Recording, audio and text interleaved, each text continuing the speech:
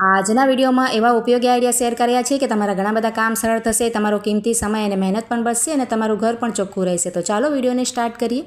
Wash બેસિનમાં ડાઘ લાગી ગયા હોય, તેજાબના એટલે કે એસિડના ડાઘ લાગી ગયા હોય અથવા તો આપણે ઘણી વખત સિંકને હાર્પિકથી પણ સાફ કરતા હોઈએ છીએ, ત્યારે પણ આ રીતના ડાઘ થઈ જતા હોય છે અને તે સરળતાથી નીકળતા નથી।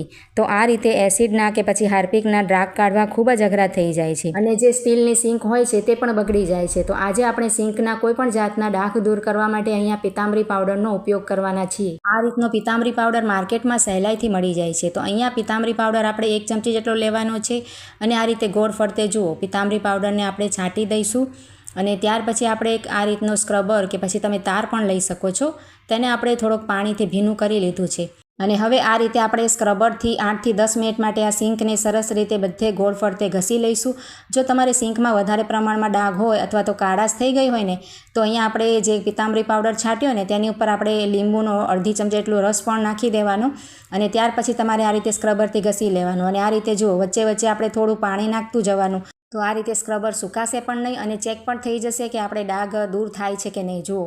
અને આ રીતે આપણે હજુ પણ તમને લાગે કે ડાઘ હજુ થોડાક બચી ગયા છે કે રહી ગયા છે તો ફરીથી આ રીતે આપણે થોડો અમથો પિતાંબરી પાવડર અહીંયા સ્ક્રબરમાં આ રીતે એડ કરી દઈશું એટલે કે નાખી દઈશું અને ફરીથી આપણે તેની જે કિનારી વગેરે છે ને તેમાં પણ આ રીતે ડાઘ છે તો તે પણ તમે ઘસીને દૂર કરી શકો છો। જો આ રીતે આપણે કોઈપણ જાતની કોઈપણ સાબુ સરફની પણ જરૂર ન પડે અને ખૂબ જ સરળતાથી તમે ટ્રાય કરીને જોજો, તમારી સિંક એકદમ નવા જેવી થઈ જશે અને બધી જ જે કાળાશ છે તે પણ દૂર થઈ જશે અને ચમક આવવા લાગશે। સિંકમાં તમે જોઈ શકો છો કે બધી કાળાશ નીકળતી જાય છે।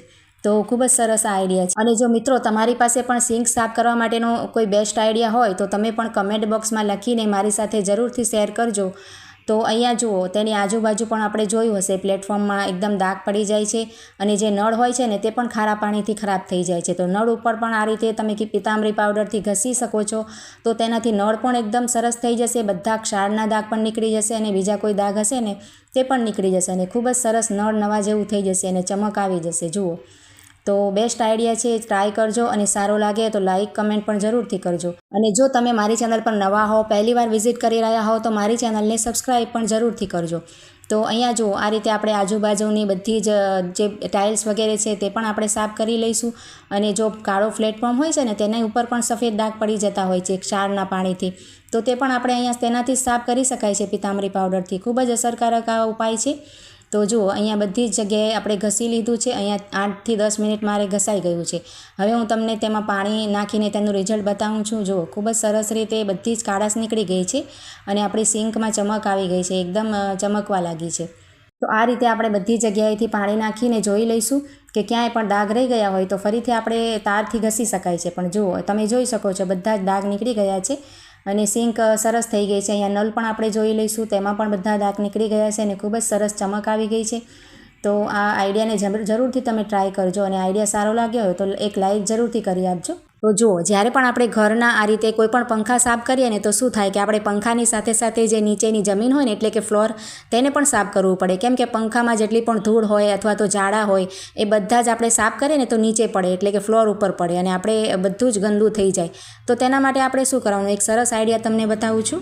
તેના માટે છે ને આ રીતે જુઓ જૂના ઓશિકાના કવર તો આપણે ઘરમાં 1-2 હોય જ છે, તો આપણે છે ને એક ઓશિકાનું કોઈ પણ જૂનું કવર લઈ લેવાનું અને તેને છે ને આ રીતે ભેગું કરી લેવાનું પહેલાં અને આ રીતે પંખાના જે પાંખિયા હોય છે ને તેમાં આ રીતે આપણે લગાવી દઈશું। ત્યાર પછી છે ને આ રીતે આપણે કઠણ હાથે સરસ પકડી અને જેટલી પણ ધૂળ કે ઝાડા હોય ને જ્યાં પણ ત્યાં આ રીતે આપણે લૂછી લઈશું। જુઓ તો તેનાથી શું થશે કે બધી જ તેની ધૂળ અને ઝાડા ઓશિકાના કવરમાં જ આવી જશે। જુઓ તમને બતાવું છું ખોલીને, તમે જોઈ શકો છો કેટલી કાળાશ હતી પંખામાં, આ રીતે ઝાડા પણ આવી ગયા છે, તમે વિડીયોમાં જોઈ શકો છો। જુઓ તો આ રીતે આપણે ત્રણેય પાંખિયાને પહેલાં કવર પહેરાવી અને સરસ રીતે લૂછી લેવાનું। જુઓ તો આપણે ફર્શ પણ ગંદુ ન થાય અને આપણી મહેનત પણ ન વધે। જુઓ તો અહીંયા મેં ત્રણેય પાંખિયાને આ રીતે કવર પહેરાવીને સરસ રીતે લૂછી લીધું છે અને આ રીતે બધી જ ધૂળ જ્યારે નીકળી જાય ત્યાર પછી આપણે કોઈ પણ કપડાને ભીનું કરી અને તેને સરસ રીતે લૂછી શકાય। જુઓ ખૂબ જ સરસ આઈડિયા છે, ટ્રાય જરૂરથી કરજો અને સારો લાગે તો લાઇક કમેન્ટ કરજો। તો જુઓ અહીંયા ભીના કપડાથી ફેરવતા રહીને આપણે ત્રણેય પાંખિયાને સરસ રીતે લૂછી લીધા છે અને તેને તમે રિઝલ્ટ જોઈ શકો છો કે પંખાની બધી જ ધૂળ સહેલાઈથી નીકળી ગઈ છે અને જે નીચેનું ફર્શ છે ને તે પણ તમને બતાવું છું, જરાય પણ ધૂળ નીચે નથી પડી અને એકદમ સરસ આઈડિયા છે। કોટન બેગ આવે છે ને હવે કપડામાં અને ઘણી બધી વસ્તુઓમાં આવતી હોય છે ને આપણે ઘણી બધી ભેગી થઈ જાય તો એમને એમ રાખી દઈએ પણ ખૂબ જ ખરાબ પણ લાગે અને જગ્યા પણ ખૂબ રોકે. તો તેને છે ને સરસ રીતે રાખવા માટેની તમને એક સરસ આઈડિયા બતાવું છું. જુઓ, પહેલાં તો આ રીતે તેને છે ને ફોલ્ડ કરી લેવાની, એટલે કે સરસ આ રીતે કરચલી ન પડે ને એ રીતે તેને ઘડી કરી લઈશું. આ રીતે પહેલાં ડબલ કરી લઈશું. કોઈ પણ મોટી શોપિંગ બેગને પણ તમે આ રીતે કરી શકો. પછી તેને આ રીતે 2-3 ફોલ્ડ કરી લેવાના. જુઓ, આ રીતે ઊભા 2-3 ફોલ્ડ કરી અને ઊભી કરી લેવાની અને ત્યાર પછી તેને છે ને આ રીતે વાળવાની. નીચેથી આપણે આ રીતે સરસ રીતે વાળી, તમે મોટી હોય તો મોટીને પણ કરી શકો. આ રીતે 2-3 ફોલ્ડ કરી અને તેના જે 2 નાકા હોય છે ને તેને છે ને એક નાકાને આપણે આ બાજુ વાળી દેવાનું અને બીજા નાકાને બીજી બાજુ વાળી અને આ રીતે એક નાકાને બીજા નાકામાં પરોવી લેવાની. જુઓ, સરસ રીતે પરોવી અને ખેંચશો ને તમે તો સરસ આટી આવી જશે. જુઓ, અને તેની એકદમ સરસ ફિટિંગવાળી અને નાની ઘડી થઈ જશે. જુઓ, આ રીતે તૈયાર થઈ જાય ને પછી આપણે તેને ક્યાંય પણ રાખીએ નાની જગ્યામાં આવી જાય ને જો નાની જગ્યામાં ન રાખવું હોય તો આ રીતે ક્યાંક ખીટી વગેરે કે આ રીતે હૂક વગેરેમાં ટીંગાળી પણ શકાય. જુઓ, તરત મળી પણ જાય અને ખોવાય પણ નહીં અને સરસ પણ લાગે. બધા આઈડિયા કેવા લાગ્યા કમેન્ટ દ્વારા જરૂર જણાવજો.